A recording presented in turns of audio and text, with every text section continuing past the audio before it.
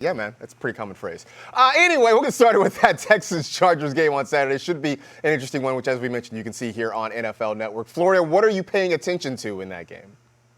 Look, that wasn't Jim's best work, but he does have my favorite quote of the season when he said Justin Herbert took a hit that would have killed a lesser man. And speaking of Justin Herbert, I think he's a sit this week against Houston. I know he went out and balled out last week, but that game against the Cowboys, the best possible fantasy matchup for a quarterback. Now he gets the other Texans team, the Texans, and they are the worst possible matchup for a quarterback in fantasy, and they very much so can take advantage of the Chargers' offensive line issues we know they get after the quarterback at a high rate. And despite what he did last week, don't overlook that in the 5 games prior to that, he scored less than 15 fantasy points. So the floor is low, and in this game, I don't think the ceiling is very high. So I would sit him in championship week. I could probably say sit C.J. Stroud, but it's the holidays and I'm being polite, so I'll say beware of C.J. Stroud in this one. Fewer than 13 fantasy points in 4 of his last 5 games.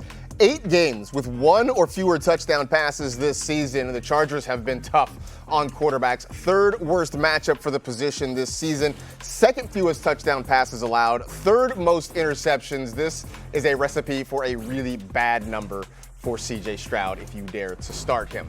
The other Saturday contest takes us to Lambeau Field, where the Ravens are visiting the Packers, who did lock up a playoff spot on Christmas Day with the Lions loss. But, Rank, you're looking at the Baltimore side of things, mostly with Derrick Henry there. Yes, first of all, congratulations to Max Hosmer, or whomever that was, playing quarterback for the Minnesota Vikings, for getting the Packers into the playoffs, something they couldn't do on their own a couple of weeks ago. But this game against the Baltimore Ravens means a lot to the Ravens, which is why I'm going to start Derrick Henry this week. He is 4th in the NFL in rushing yards this year, 100-plus scrimmage yards in 4 consecutive games, which is quite a feat considering they forgot he was on the team last week. I don't know what John Harbaugh was doing. He's like, oh, yeah, maybe we should have played him a little more. You think? I would have done that. However, when you look at this Packers defense, they were very vulnerable to the run last week against the Bears, who averaged close to 6 yards per carry. They allowed over 150 rushing yards against the Bears. That was the 2nd most of the season. I anticipate, with Lamar Jackson being doubtful this week, that we see a heavy dose of Derrick Henry.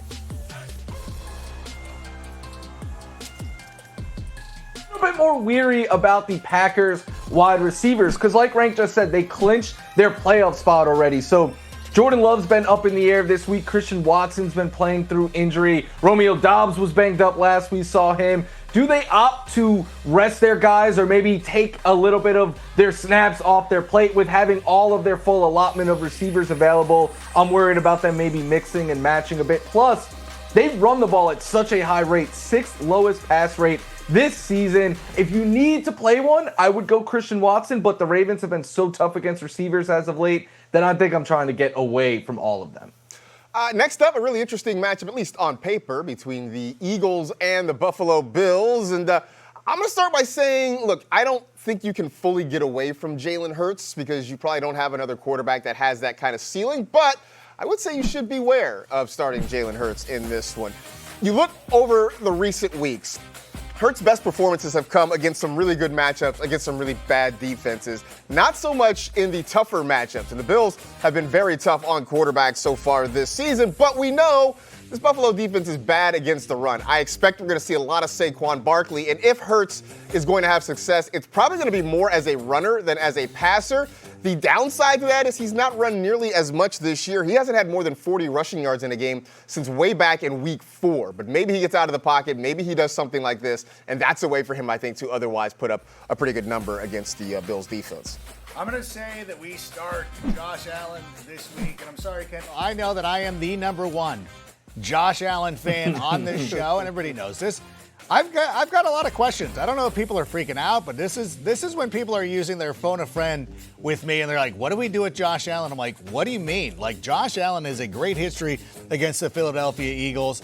I understand, like, there might be some trepidation, but one of the things that the Eagles do is they give up a lot of rushing yards to quarterbacks. They've allowed the 6th most rushing yards to quarterbacks this season. Josh Allen has 12 rushing touchdowns on the year. I think this is pretty, I understand.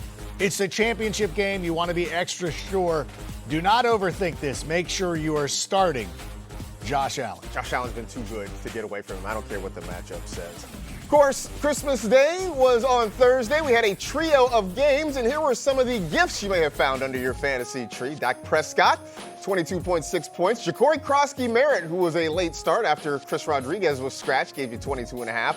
The Vikings defense took advantage of 6 turnovers by the Lions, get you 21 points. Bo Nix, RJ Harvey, each over 18 fantasy points. So that was the good side of things.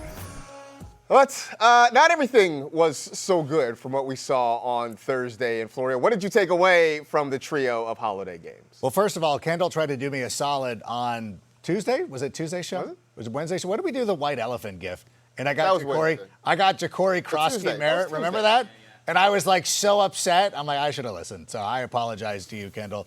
And George Pickens, though, you know what? When you look at all those numbers that happen on Christmas Day, not a lot of people were great. But George Pickens, depending on your points games, whether it's this is 11 points in a full point PPR. I was playing in a half point PPR and I had 9 points. I'm like, you know what?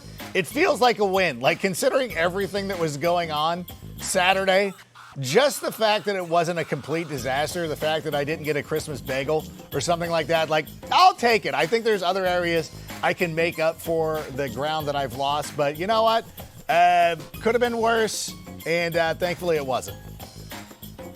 I didn't feel good at all as someone who had George Pickens. I was like, Dak, stop staring him down. Throw him the ball. But what do CeeDee Lamb, Cortland Sutton, Justin Jefferson, Jameson Williams, Jahmyr Gibbs, David Montgomery, Travis Kelce, and every tight end who played have in common? They all gave you single digits. In fact, 4 of the 6 QBs who played yesterday scored less than 9 fantasy points. So yeah, if you played Dak or Bo Nix or RJ Harvey or Bill, you're happy. If you played anyone else, you are hugely disappointed. You're sitting there like, why does Netflix need 2 football games on Christmas? They already had Stranger Things. Like, look, I love watching football, but on a short week and championship week, maybe we don't need to do this every year. You know what? That's really, really good. We don't get paid by these people, but okay. All I want to say is more football, please. What was fun for me is having the 2 running backs that were on that list. I had both Jahmyr Gibbs and Javonte Williams on the same team in my championship, so that's great. But for me, this is a reminder to that small percentage of you out there who think you're playing 4D chess by having your championship stretch into Week 18. You're not. Stop doing that, because what we saw this past week was kind of a dry run for what Week 18 is going to be. You're going to have a lot of teams with absolutely nothing to play for. We had 3 third-string quarterbacks play on Christmas Day. Your number 1 wide receiver was Kevontae Turpin. He had 1 target. That's it. That's all that you got. You had him, sure, it was great for him to go out and eat a tomahawk steak afterwards. Him and Dak, like a couple of, Vikings. Well, I guess the Vikings actually went out and had a bunch of tomahawk steaks too. But the point is, I know a lot of people feel like this is some sort of, great test of skill. No, it's not. It's like playing preseason fantasy. It's fun for a lark, but not fun when you actually have some stakes on the line. And I don't mean just the beef there that Michael Irvin is chowing down on. Stop doing that. Did Michael Irvin just invite himself to that party? Basically, he just hey, I'm going to do it too. Oh, okay. He just helped himself to some steaks. Your neighbor just wanders in, starts eating off the table. You're like, okay, this is happening. That is absolutely wonderful. All right, we are just getting started here on NFL Fantasy Live. Christian McCaffrey, Josh Allen, and Trey McBride all had monster seasons in 2025, but only one superstar can take home the hardware in this year's fantasy MVP race. Find out who stood above the rest a little bit later in the show. But next, Phillip Rivers racked up 17 fantasy points in Week 16, but can the 44-year-old Colts quarterback keep the train rolling when the Jags come to town Sunday? That answer and more after the break. Big game in the AFC South between the Jaguars and the Colts. We just saw Trevor Lawrence, who has been red hot the last few weeks, and he and the Jaguars a chance to get themselves a little bit closer to a division title. But Florio, what are you paying attention to in this game? Yeah, I'm looking at Jacoby Myers, not the law firm, the wide receiver. And if you don't count that first game, he was a Jaguar where he was traded midweek. In the 6 games since then, he has averaged 14 fantasy points per game. He is shown to have a very safe floor, but we're getting more upside out of him as of late. And that could be an upside week this week because the Colts have allowed the second most receiving yards to wide receivers. So given how hot Trevor Lawrence and the Jags passing attack is right now, I think his wide receiver one remains in play in championship week. I'm going to tell you on the other side to beware of Tyler Warren, who really was starting to slump a little bit even before Phillip Rivers came into play for Indianapolis. But the last 2 weeks have been really bad if you've been starting the rookie tight end. 15 targets from Phillip Rivers. It's turned into 6 catches for 49 yards total over the 2 games. And the Jags have been really tough on tight ends this season. A bottom 3 matchup for the position over the last month. They held Warren to just 2 catches for 15 yards back in week 14. So this is another one where Warren's been really good for you all season long, but it does not feel like a really optimistic matchup for him coming up this week. Interesting game over in the NFC with the Seahawks and the Panthers getting together. And look, I'm going to look at this one and say Bryce Young, that's one that you might have to be careful of as well at the quarterback position, because Bryce Young's kind of been a tough riddle to figure out. We've seen some really tough matchups like this one against the Rams where it didn't seem like he would perform well, and he put up one of his best games of the season. But the last 2 weeks in really positive matchups, like against the Tampa Bay Buccaneers, it was just sort of mid. Now he's going to take on the Seattle Seahawks, who have been a tough out for pretty much everybody. Yeah, I know they got cooked by Matthew Stafford and the Rams recently, but that seems sort of like an outlier. They've been really tough on quarterbacks, and in a championship situation, I don't know that I feel comfortable with Bryce Young in a starting spot. I would feel comfortable starting Kenneth Walker against the Panthers. He played over 50% of the snaps in Week 11. First time he's done that in a while, even though he outsnapped Charbonnet in weeks 1 through 10. One of the big reasons why he averaged over 26 yards per reception in his last 6 games, and he's got a great matchup against the Panthers, who've allowed the 8th most fantasy points per game to running backs this season.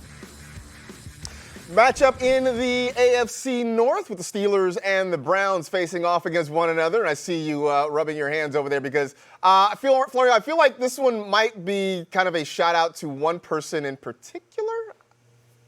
Shout out to Harold Fanning Jr. first and foremost, but also to Laquan Jones. You should go to the mall already this weekend and start picking out what color dye you want to dye, because if he finishes top 5, Laquan is going blonde, and with Travis Kelce struggling last night and Harold Fanning Jr. eating as of late, I think he's going blonde. But yeah, you're starting Harold Fanning Jr. because since Shedeur Sanders took over in Week 12, Fannin has a 31% target share, a 26% air yard share, and he has seen 2/3 of their end zone targets. Plus, he has scored 11 or more in 4 straight. If he scores 11 this week, Marcus, he jumps Travis Kelce. His 15 fantasy points per game with Shedeur is only topped this season by Trey McBride. And on top of all of that, the Steelers are top 4 in yards, touchdowns, and fantasy points. So, yeah, Harold Fannin Jr., he's going to make Laquan blonde, and he's going to win a lot of championships this week. Fannin is questionable, but if he starts for the Browns, he feels like a pretty good option to have in your lineup. Also, it's giving me some sleepery vibes with Shedeur Sanders, in part because of how well Fannin has been playing. Shedeur has not been asked to do a ton in the offense, but he has really done well with what the offense has asked of him. The Steelers have the 30th ranked pass defense, and they've been a good matchup for fantasy quarterbacks for most of the year. They also struggle against tight ends, and because that is where Sanders is going primarily, more than 25% of his targets have gone to Fannin since he has taken over for Cleveland. That means he's a nice QB too. If you're in a 2-quarterback or a super flex league, Shedeur Sanders does have some value for you coming up this week. So there you go. That is what our look, or at least partial look, at the Steelers and Browns. But it also gets us to our next Gin Nugget with our friend, our researcher, the one and only Kendall Mursky. And we gave you sort of the Browns side of things from a fantasy perspective. But Kendall, you were looking at it from the Steelers' point of view. Yeah, I want to focus in specifically on the running backs. And it's really because of how the Browns have slipped recently. They've had their flashes on defense, but recently against running backs, they've actually allowed the most fantasy points per game since Week 9. And on the other hand, the Steelers, they have the 7th highest outside rush rate this season, and the Browns, they really haven't had much success since that Week 9 mark defending these runs. They've allowed the 4th most rush yards over expected on outside rushes since Week 9, and a lot of it has been because of the long runway that they're giving running backs before contact. But also in that same span, the Browns are allowing the 5th most receiving yards per game to running backs, and this works out really well because the Steelers have the 2nd highest running back target share in the NFL this season, so much so that Kenneth Gainwell actually leads the team in receptions. So I think the tough part for a lot of people is that they don't necessarily believe that offenses can support 2 running backs, and maybe even the Steelers offense specifically, but both Warren and Gainwell, they've scored 12-plus fantasy points in 3 of their last 5 weeks, so they have proven that they can do this, and it's a sustainable product for them.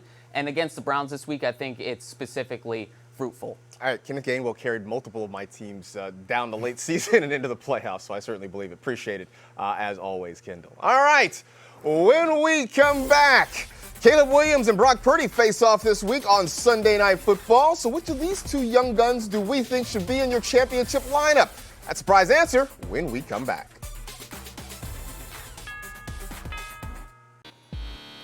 Back to the game previews, and it is a Sunshine State showdown between the Buccaneers and the Dolphins. And Florio, Baker Mayfield started hot lately, not so much. Yeah, once we all started putting him in the MVP conversation, it's all gone wrong since. But Baker Mayfield, 1 touchdown and fewer than 200 passing yards in 5 of his last 6 games. In fact, in that span, he has thrown 7 touchdowns and 6 interceptions. So even with all of his receivers being back, even with him running more than he typically has, the fantasy results just haven't been there. And the Dolphins, they have struggled against the run this year. They're surprisingly good against the pass. So I'm not sure how much the Bucs are going to air it out in this one. I would play it safe and look to get away from Baker Mayfield in championship week. So the Dolphins started Quinn Ewers last week, and he exceeded expectations. So I got him as a deep sleeper this week. 260 passing yards in the start in Week 16. Made some nice throws. He got both Jalen Waddle and Darren Waller heavily involved in the passing game. But moreover, it is the matchup. The Buccaneers defense against passers has really struggled in the back half of the season. 9 straight weeks, allowing at least 17.6 fantasy points to a quarterback. So Ewers, look, I'm not telling you to, don't galaxy brain this and worry about Josh Allen and start Quinn Ewers. He's a QB too. He's maybe a contrarian DFS play. That's what we're thinking about Quinn Ewers. But there is something there that I think is worth exploring.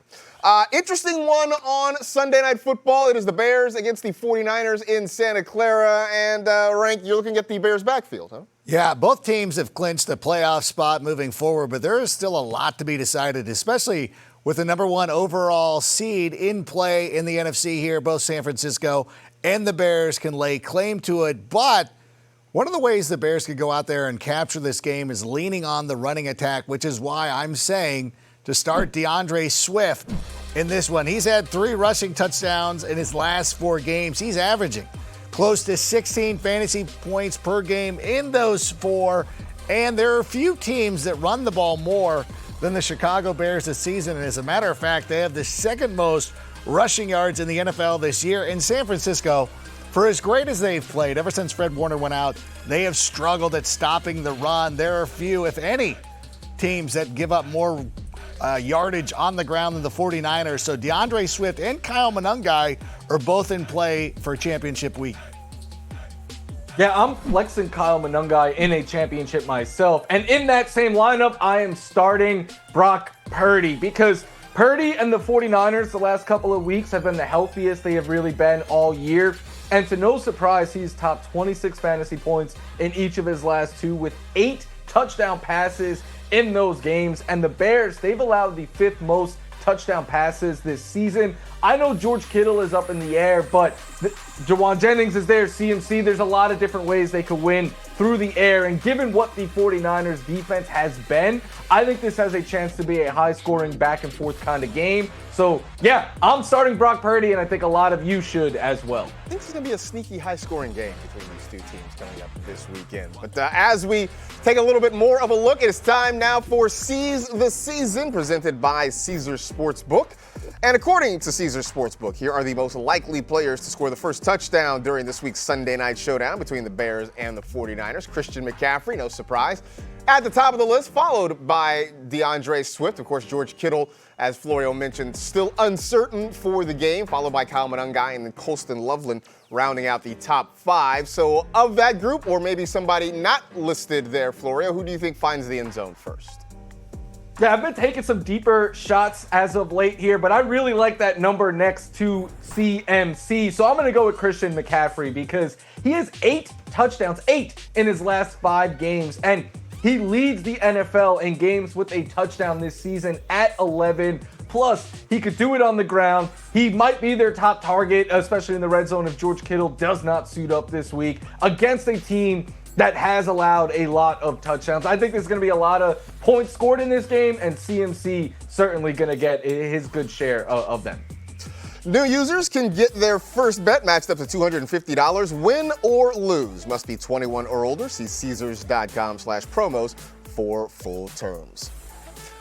So a little bit later in the show, we're going to do our fantasy MVP, but for now, I'm going to take a look at some of the biggest flops of the fantasy season. Lamar Jackson was drafted as the QB2, has been banged up this year. He's currently the QB19. Isaiah Pacheco, drafted as the RB24. He is RB51. Brian Thomas Jr., a significant standing from where he was taken in drafts. And Evan Ingram, thought he'd be the Joker. Apparently the joke was on us. He is currently the tight end 29. So that gets me to a little call me crazy, but as we bring back an old favorite segment on this show, talking about some guys that underperformed this year that maybe we feel a little bit better about heading into 2026. So, Florio, who do you think returns to glory next year?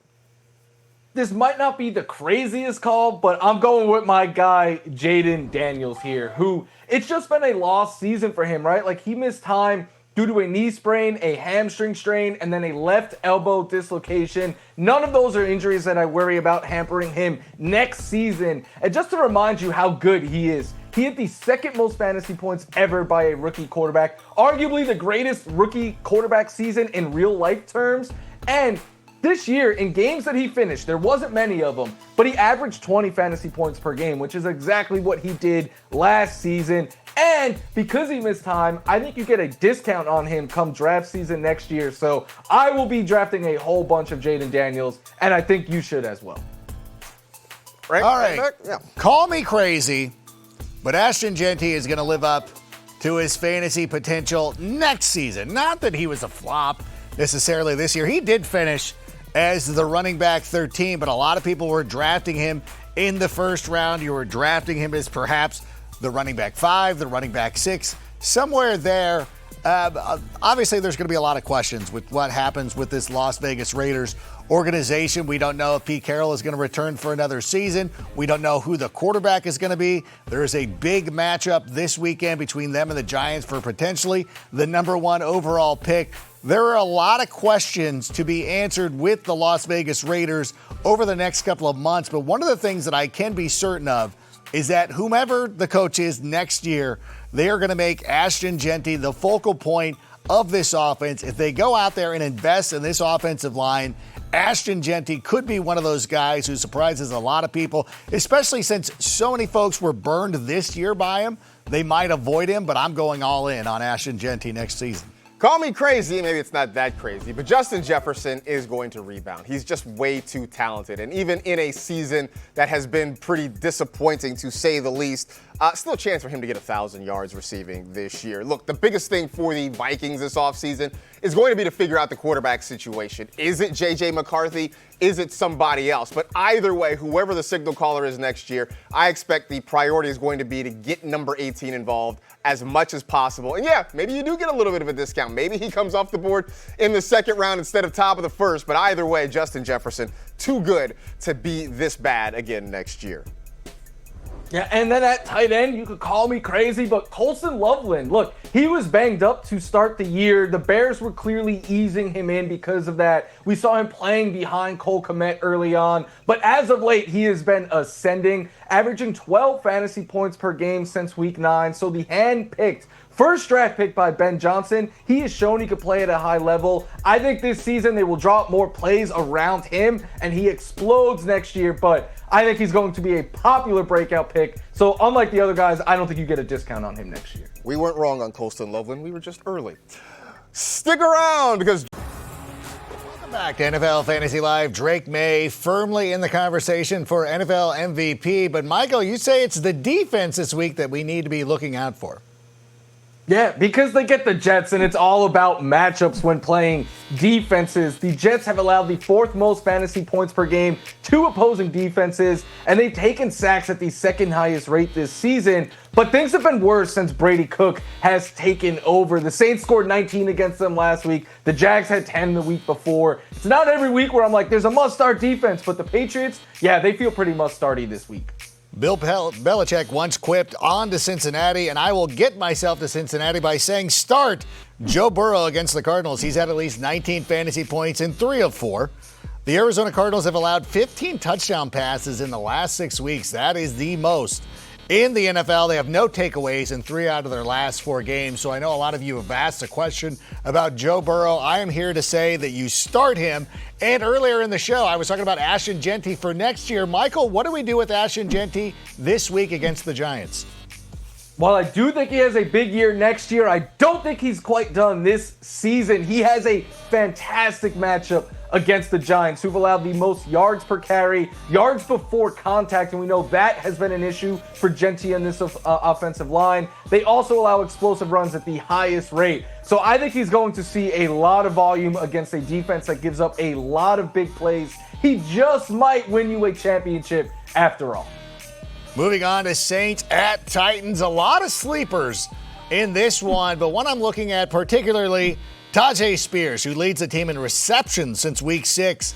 He's had at least 10 touches in 2 out of his last 3 games. He has the 8th most receiving yards amongst running backs since week 6. And the Saints have allowed the 6th most yards per game to running backs this season, which means both running backs are probably in play. All right, now it is time to take a look at the year that was with A Minute with Marcus. Thank you, Adam. And so we have come to the end. It's the end of waiver picks and trade requests. It's the end of scouting target shares and snap counts. It's the end of sleepers and busts and chasing upside. It's the end of setting lineups because it's the end of the fantasy football season. But endings also come with beginnings. So as we turn the page, it's time to look ahead. It's time for combines and draft guides. It's time for mock drafts and ADPs. It's time for draft boards and risers and fallers. Mostly, it's a time for rebirth and renewal. The rebirth of hope. The renewal of belief. Believing that next year will finally be your year. Believing that the next draft will be the best draft. Because the joy of fantasy football is that success is always around the corner, that things will get brighter, that tomorrow the sun will come out. You're only a sleeper away. So don't stop studying, don't stop drafting, don't stop believing. Hey man, let's get after it next year. This has been A Minute with Marcus. Thank you, Marcus. Now, looking ahead to next year, Trevor Lawrence has been playing some pretty good football, and while the future is bright next season, there is also opportunity for him this year, but we will see what happens next for Trevor Lawrence as we go with the flow.